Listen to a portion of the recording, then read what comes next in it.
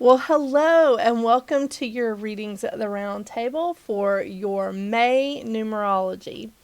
I'm Jennifer. This is Jasmine. I don't think you can see her. You can just see the edge of her bed. The banner's blocking it. Sorry. Maybe you'll see it when I do the your individual life path numbers. We'll see. All right, so May. I mean, we're like just plowing through 2023.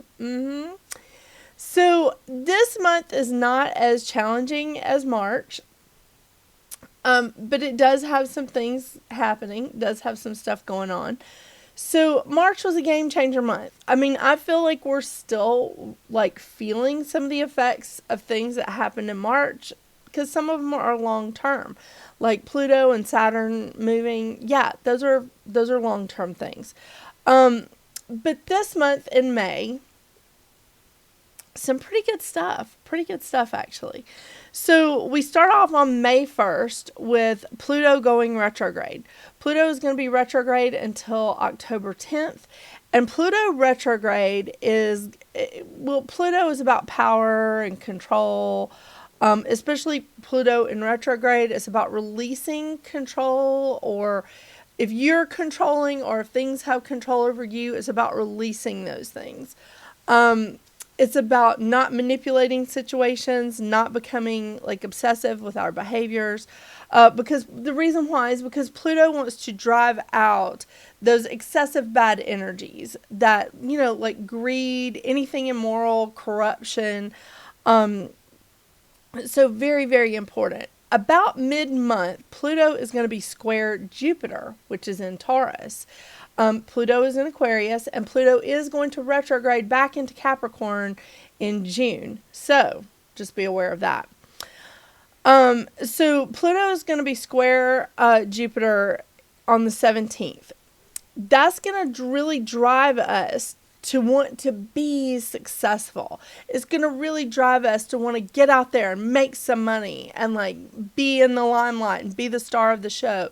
It's going to really drive us for that. The important thing here is to hold high standards and integrity in order to be successful during this time, because Pluto is also trying to drive out like the bad energy, the negative energies that we're trying to get rid of. Okay, I know, because I really don't think that corruption, immorality, or greed is really helpful to us in specific contexts. You be the judge. It's your life. So that's happening on the 1st. Then May the 4th, it's just a special day to me because, May the 4th be with you. All right, I love Star Wars. And I actually was going to wear a Star Wars t-shirt today. I had it all picked out to wear, but there was some issues about possible copyright infringements. I'm not really sure. So I am wearing a t-shirt to support Mother's Day, which is #boymom for me. If you're a #girlmom or a #both or a #furmom, I get it. So happy Mother's Day.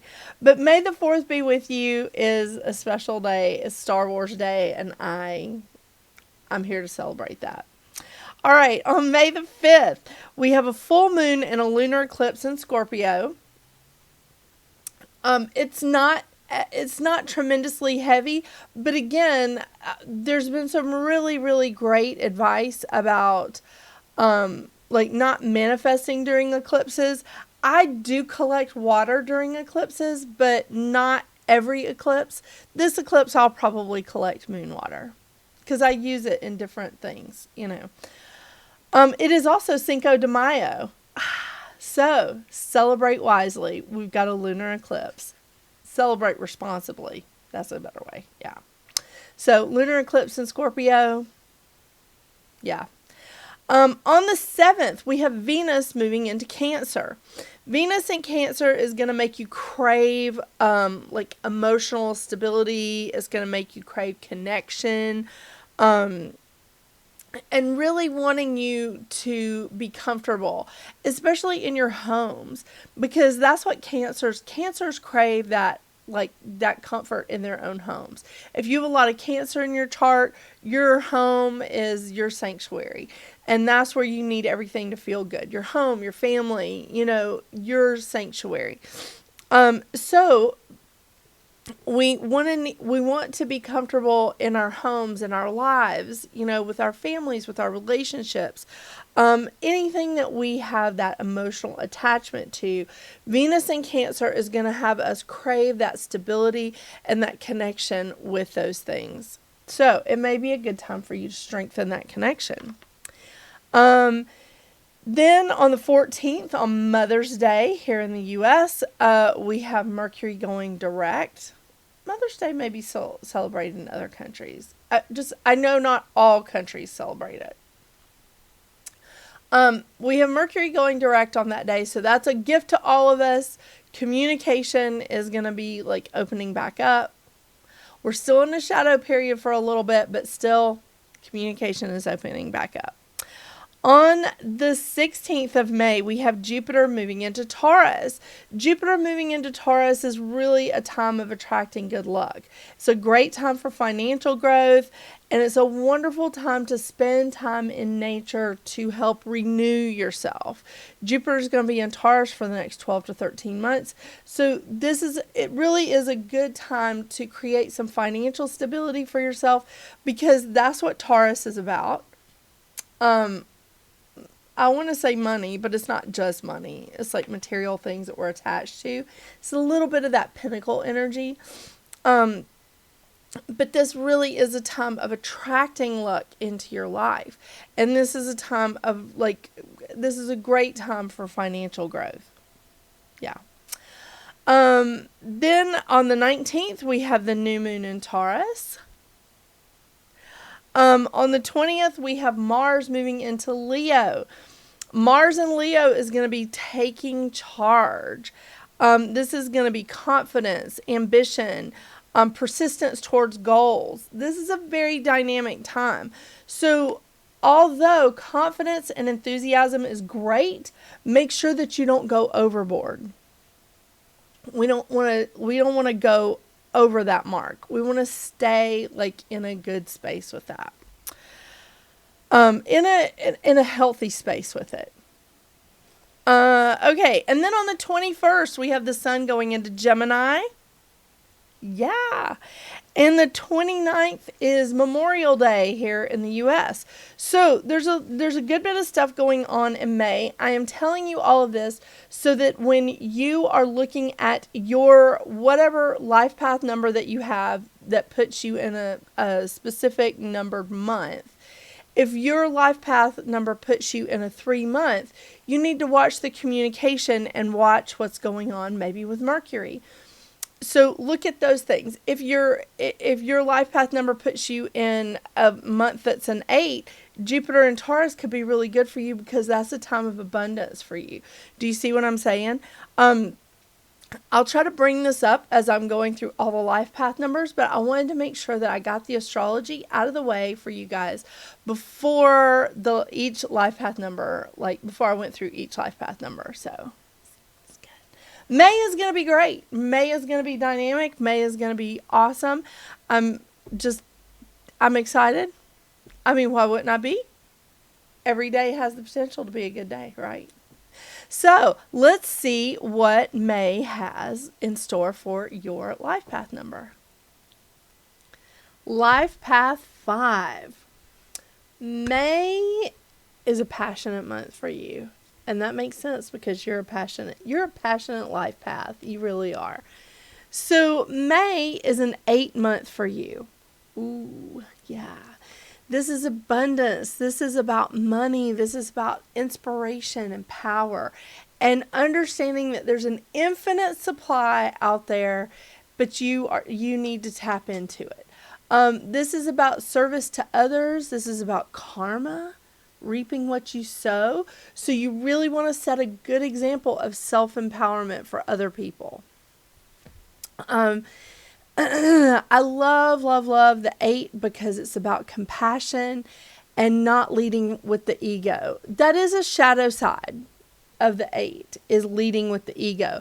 But when you learn your lesson and you're living in the 8 in integrity and living in it like really in its highest standards, you're living with compassion to others and yourself, and you're not leading from the ego when you're in your life. This is a time to be careful of the attachments to the material and taking on extra responsibility. Responsibility that doesn't belong to you. I'm not talking about taking on extra responsibility of paying your bills or doing something like that or getting your work done. I'm talking about taking on responsibility that does not belong to you. Something that belongs to someone else that you're just like, well, let me do that for them, or let me take that on for them. This is not the time for you to do that. You may feel that draw, but this isn't the time for that. You may feel that draw because we have Venus moving into Cancer this month. We also have, and this is going to affect you in a bigger way, Jupiter moving into Taurus, because especially with you having an 8-month, Jupiter moving into Taurus is a time of financial growth. It's a time of attracting luck. And so that's a really good thing for you in an 8-month. Also, watching what Mars does in Leo. Mars is moving into Leo this month, and that's a passionate energy there. It's confidence and enthusiasm, and Life Path 5, you're enthusiastic, you're passionate, you're energetic, you're very social. So you want to make sure that you're using those in a good way and not going overboard with it. That can happen. I mean, we don't want to go too far, right? We want to stay in our lane, and we want to keep it to its highest standard in integrity and morality. So it's a good time to do that, because Pluto going retrograde is going to push us to push all of these negative things out of our lives. It's going to want us to purge that. So leading with the ego, not a great time to do that. I don't know when there is a good time to do that, but there might be. I'm not saying there isn't ever. But this is a great time of karma. This is a great time to be of service to others. And I love this for you. I mean, May is such a new beginning type of month. You know, it's like spring is really in. Since it started in April-ish, depends on where you are, it's currently like weird here. It's cold in the mornings, it's warm in the afternoons. I never know what to expect anymore. What are you going to do? But this is definitely an ambitious time for you, because 8 is also about ambition, and so is Mars in Leo. Mars in Leo is a lot of confidence and ambition and perseverance, like towards your goals. So just be mindful of that. It's a great time to pursue your goals. It's a great time to like work in ambition. It's a wonderful time for that. But also be compassionate to yourself and to others. Yay! It's a wonderful time. It is. So I'm definitely just sticking to the 2 regular decks this month that I'm pulling from. The Goddess Guidance Oracle deck and the Healing Oracle Crystal Reading cards. I didn't add another deck this month. I know. But I decided not to, just because I was like, there's a lot of stuff changing this month, but it's not as much as it was in March. March was a game changer month. I think we can all agree about that. Yeah. So, speaking of changes, I am making some changes to my channel. Instead of doing weekly zodiac readings, I am now going to be doing zodiac readings twice a month. So I'm going to be doing zodiac readings for the first half of the month, the 1st through the 15th. And then I'll be doing another zodiac reading for the 16th through the end of the month.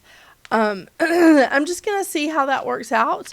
The channel is still evolving. We're still finding our way here, you know, and I'm just like trying to be flexible and adaptable, like a 5. But I want to just see how this is going to work out. And, if it works, great. If it doesn't, I'll go back to doing them every week. But if you watch me for your zodiac readings, they'll be twice a month starting in May. So, I know. All right, let's see what crystal card we pull for you. Let's go down here. Ooh, Soul Connection Crystal. The Lovers. Very interesting.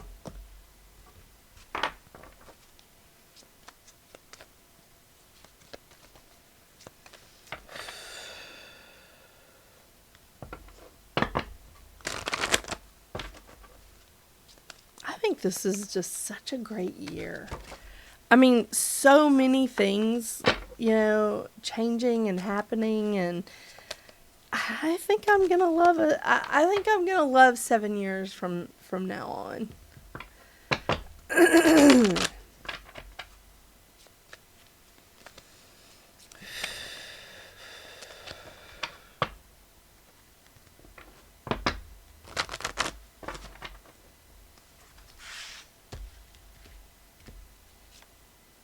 Ooh, Bast. I think I'm saying that right. Independent. That sounds like an 8-month. Yeah. All right, glasses. Here, we'll start with this one. Your independence is a foundation for your strength and success. Hey, I can kind of get that. Your independence is your foundation for strength and success.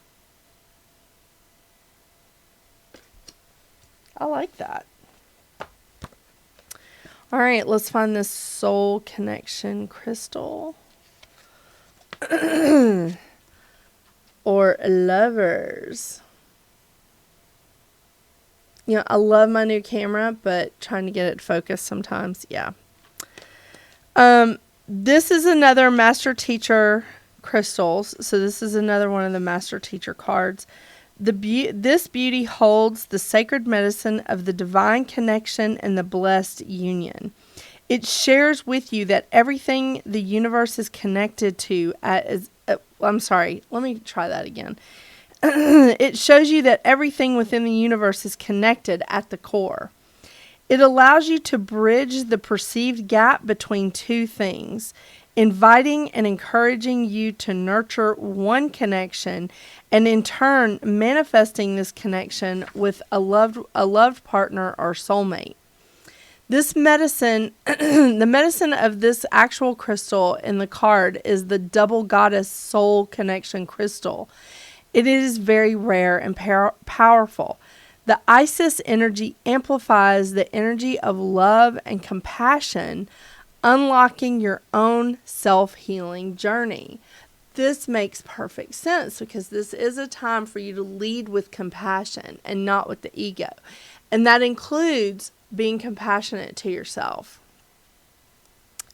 Realizing true union and unity with another, creating personal balance, realizing unity and oneness with self, and creating peace and harmony. Enhancing communication, very interesting for a month that Mercury is retrograde for half of it, and connecting to nature and the arts. Love this, love it. I think this is going to be a great month for you here, 5. It's definitely going to be interesting. Pay attention to your astrology. And before I forget, oh my gosh, thank you so much to my subscriber, Michelle, for sending me this beautiful chunk of green fluorite. Isn't that gorgeous? She sent me this beautiful piece. She sent it to me via my mother-in-law, so I really appreciate it. I thank you so much. It is definitely going in the front row of the lineup here. Yeah. So, thank you so much. And I thank all of you for listening. I thank all of you for subscribing and supporting my channel. Stick with me as the channel continues to evolve and grow. I really appreciate you. I hope you have a wonderful, wonderful May, Life Path 5. And until we see each other again, get out there and make your magic. Bye.